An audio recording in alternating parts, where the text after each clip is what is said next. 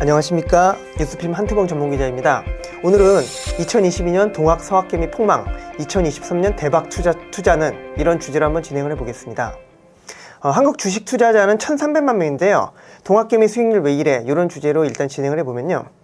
2020년 말에 910만 명에 불과했던 한국 주식 보유자가 불과 1년 만에 51% 급증한 1,374만 명으로 늘어났습니다.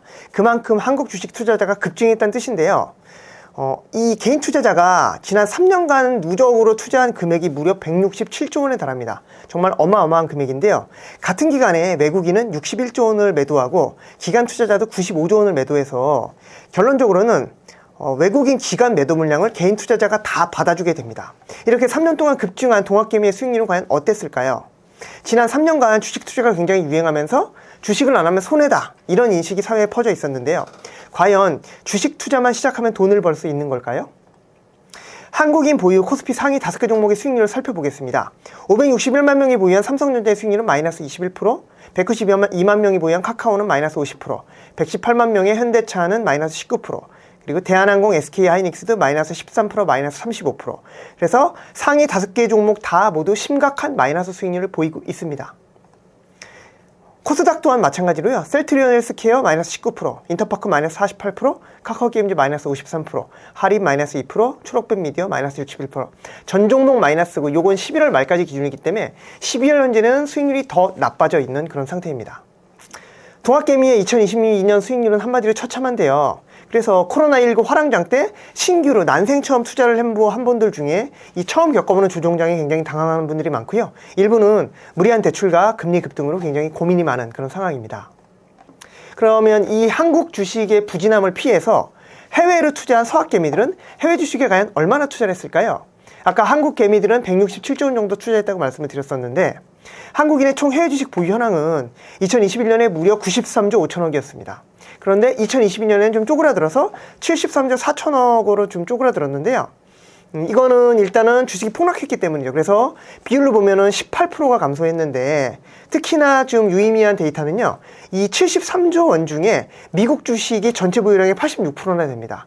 반면에 중국, 홍콩 주식은 다 합쳐도 7%에 불과해서 미국 주식으로의 쏠림이 좀 심하다, 이렇게 저희가 해석을 할 수 있을 것 같고요.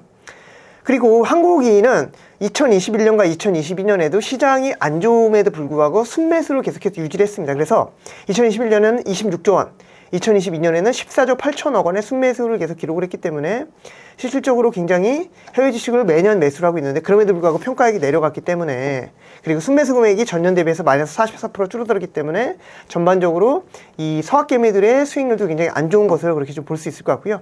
특히 특이한 거는 올해 순매수한 금액은 거의 100% 미국 주식입니다. 다른 나라 주식을 거의 사지 않았다, 이렇게 좀 해석을 할 수 있을 것 같습니다. 14조 8천억 원의 순매수 금액 중에 14조 7천억 원이 미국 주식이었습니다.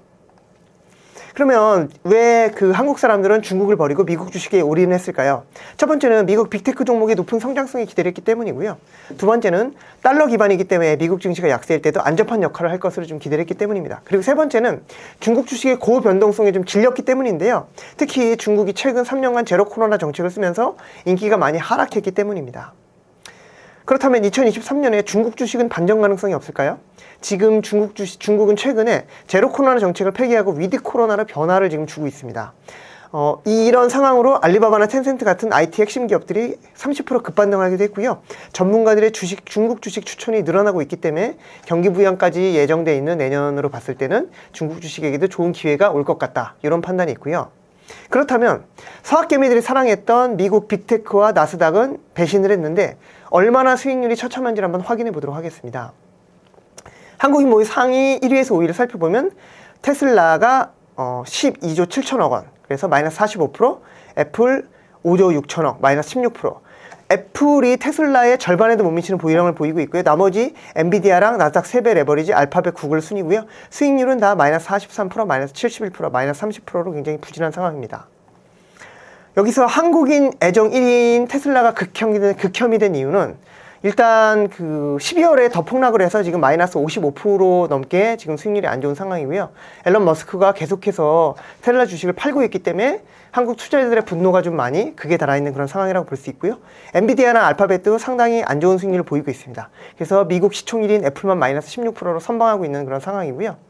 6위에서 10위까지를 살펴보면 마이크로소프트, 그 다음에 나스닥 인덱스, 그리고 미국 반도체 세배 레버리지, 아마존, 이런 것들 순서로 좀 볼 수 있고요. 수익률은 다 부진한 그런 상황입니다. 특히 아마존은 클라우드의 성장에도 불구하고 급락하고 있는데요. 그래서 보유액 기준으로도 무려 마이너스 43% 보유 금액이 감소했고요. 아마존 주가 자체도 마이너스 42%, 12월 들어서 더 폭락했기 때문에 거의 마이너스 50% 가까이 좀 하락을 하고 있고요. 이커머스의 적자가 가장 큰 하락의 원인으로 좀 보여지고, 같이 이제 클라우드 성장 가능성이 높은 마이크로소프트는 마이너스 23%로 아마존보다는 상대적으로 선방했다, 이렇게 보여지고요. 한국 투자자들의 특징을 또 보자면은 야수의 심장을 가졌다고 할 수 있습니다. 나스닥 100 세배 레버리지의 투자 비중이 굉장히 높고요. 그리고 미국 반도체 세배 레버리지도 빅10 안에 들어가 있습니다. 이 종목들의 수익률은 무려 마이너스 71%, 마이너스 79%로 정말 처참하게 하락한 상황인데요. 놀랍게도 한국 투자자들은 이 종목들에 대해서 투자 금액을 올해에만 각각 56%, 151% 늘렸기 때문에 한국 투자자들의 손실률은 더 높을 것으로 예상이 됩니다. 결론적으로 서학개미의 2022년 수익률은 굉장히 심각하고요. 평가 손실을 추정을 해보면 약 35조 원 정도의 평가 손실을 기록하고 있습니다. 이제 그 한국 투자자들이 이렇게 손실을 본 이유 중에 하나는 파월 미국 연준 의장도 분명히 영향을 미쳤다고 보여지고요. 미국 연준 의장 말을 반만 믿어야 되는 이유에 대해서 좀 진행을 해보겠습니다. 파월이 작년 2021년 7월에 인플레이션은 일시적이라는 단어를 썼습니다. 그렇게 단어를 쓰고 2022년 말까지 계속해서 제로금리를 동결을 했었거든요. 그래서 파월 말을 믿고 제로금리이기 때문에 투자하기 굉장히 좋은 환경이었기 때문에 레버리지를 일으켜서 위험자산에 투자했던 투자자들이 거의 파산 지경에 몰리게 된 거죠. 파월은 물론 신이 아닙니다. 우크라이나 전쟁을 예측할 수는 없었죠. 2022년 2월에 러시아가 우크라이나를 침공한 거는 예상 못한 블랙스완이 맞고 뭐 어쩔 수 없는 부분인데, 그럼에도 불구하고 파월이 비판을 받는 이유는 이미 2020년 말에는 코로나로 풀린 유동성으로 인해서 굉장히 인플레이션 리스크가 컸는데도 불구하고 계속해서 제로금리를 유지했기 때문이죠. 그런데 문제는 2022년 들어서 연준이 급격하게 금리를 인상합니다. 불과 1년 만에 제로금리에서 기준금리가 4.5%가 되죠. 이거는 말이 안 되는 거죠. 미리 2021년부터 시장에 경고 사인을 주면서 금리를 완만하게 올리기 시작했다면 이렇게 레버리지를 많이 쓴 사람들도 조금 레버리지를 축소하면서 시장 충격이 조금 완만하게 갈 수 있었는데, 1년 만에 4.5%로 기준금리를 올리는 거는 거의 역사적으로 유례를 찾기 어려운 그런 급격한 상승이기 때문에 파월이 분명히 실수한 게 명백하다, 이런 게 전문가 분석이고요. 물론 이런 파월의 급격한 금리 인상으로 시장은 아비규환이 됐고 모든 자산은 거의 대폭락을 했습니다. 그런데 파월은 4.5%도 부족하다고 하면서 더 올린다고 주장을 하고 있는데요. 그런데 연준 의장의 말은 역사적으로 다 믿으면 안 되는 거죠. 연준 의장은 의도를 가지고 구두 개입을 하는 경우가 많고요. 뭐 인터뷰를 하거나 또는 허세를 통해서, 또는 연준 위원들이 의도적인 점도표, 그런 의도적인 점도표를 통해서 인위적으로 금리 예상폭을 높이기도 하는데, 결과적으로 과거 데이터를 잘 살펴보면 점도표대로 간 적은 거의 없습니다. 점도표가 그렇게 정확한 게 아니거든요. 그리고 2022년에 만약 파월, 2021년 작년에 파월 말을 믿고 공격적으로 투자를 했다면 그 투자자들은 완전히 파산 위험까지 갈 정도로 위험한 상황에 직면해 있기 때문에 파월의 말을 다 믿을 수가 없는 겁니다. 그래서 시장은 지금 파월과 줄다리기를 하고 있는 그런 상황인데요. 경기 침체 시에는 분명히 파월이 말을 바꿀 가능성도 있기 때문이죠. 연준은 2023년 2월 2일에 첫 번째 금리 결정을 하게 됩니다. 이때 과연 4.5%인 기준금리를 동결할지, 아니면 4.75%로 0.25%포인트 올릴지, 아니면 5%로 0.5%포인트 올릴지, 이게 시장의 가장 큰 관심사인데요. 2023년 1월에 경기와 주가가 급격히 나빠진다면 동결도 절대 불가능한 건 아닌 것 같습니다. 반대로 2023년 1월에도 고용이 너무 좋고 뭐 주가가 별로 안 빠지고 경기도 그렇게 나빠지지 않는다면은 역설적으로 금리는 많이 올라갈 수도 있는 거죠. 그래서 모든 투자자의 시선은 지금 2023년 2월 2일에 그 연준의 첫 금리 결정이 모아져 있습니다. 합리적인 판단은 파월이 2023년에는 금리 인하를 안 한다고 하지만 연준과 맞서지 말라는 격언에 따르면 인하를 안 하는 걸 믿어야 되지만, 순진하게 연준의 말을 100% 믿는 것도 좋은 투자 전략은 아닙니다. 그래서 중립적인 관점으로 본다면 2023년 하반기에는 금리를 인하할 가능성이 높다, 이 정도로 판단하면 될 것 같고요. 이런 판단하에 어떤 재테크 전략을 수립해야 되는지 한번 보겠습니다. 2023년에는 과연 시장이 회복이 될까요? 일단 한국 증시는 개인들이 3년간 167조 원이라는 막대한 금액을 투자를 했고 큰 폭의 손실을 보고 있습니다. 역사적으로 봤을 때 하락기가 2년 연속으로 지속된 경우는 굉장히 드물기 때문에 반등 가능성은 매우 높습니다. 문제는 반등의 폭이죠. 전고점인 3,300포인트까지 회복은 매우 어려워 보이지만 일정 부분 반등은 가능하기 때문에 2022년 연말보다는 2023년 연말에 코스피 지수가 더 높을 가능성이 매우 높다. 이렇게 전망이 되고요. 미국 빅테크 주식들도 한국인이 해외 주식 투자 73조 원 중에 무려 63조 원이 미국 주식입니다. 2022년 추정 평가 손실이 마이너스 30조에서 35조 원인데요. 반등 가능성 자체는 매우 높습니다. 미국 주식은 회복 탄력성이 워낙 강하기 때문인데요. 문제는 빅테크 중에도 일부 고평가된 종목들이 있는데 이 일부 종목들은 회복이 굉장히 어려울 수 있기 때문에 옥석 가리기가 중요한 것 같고요. 한국 투자들이 특히 좋아했던 몇몇 종목들 중에서는 회복이 굉장히 어려운 구간이 나올 수 있다. 이게 좀 우려되는 상황인 것 같습니다. 미국보다 중국을 기대하는 이유는 제로 코로나가 위드 코로나로 바뀌었기 때문에 지금 초기에는 대혼란이 있고 사망자가 급증하고 있는데 시진핑 이미 3년이면 성공을 했고 경기 부양이 필요하기 때문에 이런 코로나가 어느 정도 정리가 되는 중반 후반부로 갈수록 중국이 미국보다 침체해서 빨리 탈출해서 어떤 주가가 낙폭과대에 반등할 가능성이 매우 높기 때문에 올해는 미국보다 중국의 반등 가능성을 좀 더 높게 보는 전문가들이 많습니다. 인도는 3년간 내내 상승을 했고 기업들이 중국 공장 축소하고 인도 공장 확대하고 인구가 13명 늘어나고 뭐 이런 부분들, 미중 무역 분쟁 수혜, 제조업들이 중국 탈출해서 인도로 가는 이런 부분들 때문에 올해도 좀 좋아 보이긴 하지만 인도는 전통적으로 직접 투자가 어려웠기 때문에 간접 투자 방식으로 접근할 수밖에 없고 지난 3년간 많이 올랐기 때문에 상대적으로 중국보다는 조금 더 선호도가 떨어지는 것으로 이렇게 볼 수 있을 것 같고요. 한국 부동산은 내년에도 명백하게 어려울 것 같습니다. 그 이유는 8년 연속으로 상승을 했고 부동산은 하락 방향으로 한번 방향을 잡으면 장기적으로 가는 추세가 있기 때문에 그렇고요. 그 두 번째 강력한 이유는 은행의 가계대출이 무려 1,059조 원입니다. 이 중에 변동금리 비중이 46%인데요. 그 변동금리를 받은 46%의 대출자들은 대출금리가 3%에서 내년 1분기에는 6% 이상으로 올라가게 되고 내년 하반기에 금리 인하에도 금리 인하가 크게 되진 않기 때문에 이 높은 금리를 부담을 하면서 수익을 내기 어렵기 때문에 유동성이 완전히 꼬였고 이자 부담이 크고 PF 부실 등 터질 것들이 많기 때문에 내년에 한국 부동산이 반등하기는 매우 어렵다. 그래서 내년도 어려울 거다. 이렇게 전망하는 전문가들이 많은 편이고요. 그렇다면 2020년 최고의 투자 유망 자산은 뭐가 될까요?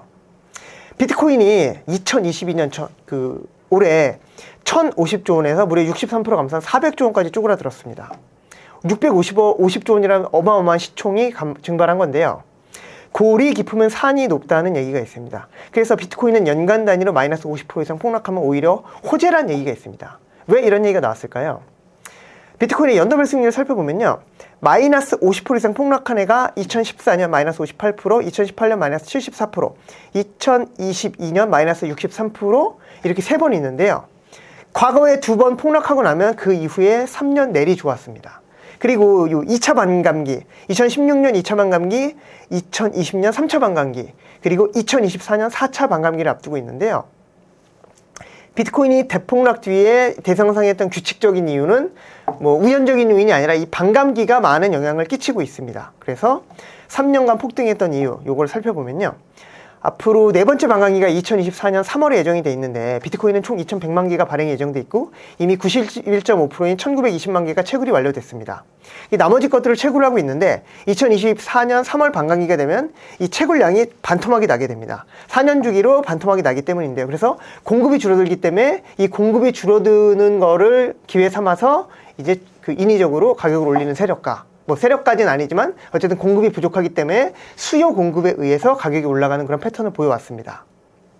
그런데 비트코인에 투자할 땐 주의사항이 있습니다. 분명히 어떤 역사적인 부분이나 데이터적인 부분으로 볼 때 2022년 말보다 2023년 말에 상승할 가능성은 매우 높아 보입니다. 그런데 비트코인은 단기간 변동성이 굉장히 크기 때문에 2023년 상반기까지도 안 좋을 수 있습니다. 그래서 변동성이 커서 극단적으로는 2023년 내내 아니었다가 2023년 12월에만 두세 배 올라서 수익률이 좋을 수도 있는 부분이기 때문에 타이밍이 중요해서 2023년에 진입 타이밍을 잘 잡지 못하면은 굉장히 계속해서 괴로운 그런 시간을 보낼 수 있다. 이게 좀 주의사항이고요. 두 번째는 순자산의 5% 미만만 투자하는 게 정신건강에 좋습니다. 워런 버핏 등 투자 전문가들 중에는 비트코인이 빵원이 될 거라는 전망을 하는 그런 분들도 수두룩하고요.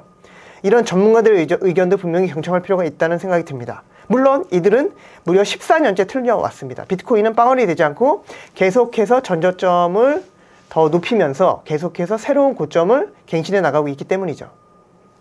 결론적으로 2023년 말 기준으로 투자 전망을 해본다면 한국 증시는 충분히 반등이 가능하지만 3,300포인트 회복은 어려울 것 같고요. 미국 증시도 반등이 가능하지만 빅테크 중에 일부 고평가 종목은 회복이 어려울 수 있다. 그리고 중국 증시가 미국 증시보다 2023년만큼은 더 회복이 빠를 수 있고 한국 부동산은 2023년에도 매우 어려울 것으로 보여지고요. 특히 고위험이지만 비트코인이 과거 패턴상 폭등할 가능성이 높다. 이 정도로 좀 정리해 볼 수 있을 것 같습니다. 투자에 대한 최종 판단과 그 결과에 대한 책임은 투자자 본인에게 있습니다. 감사합니다.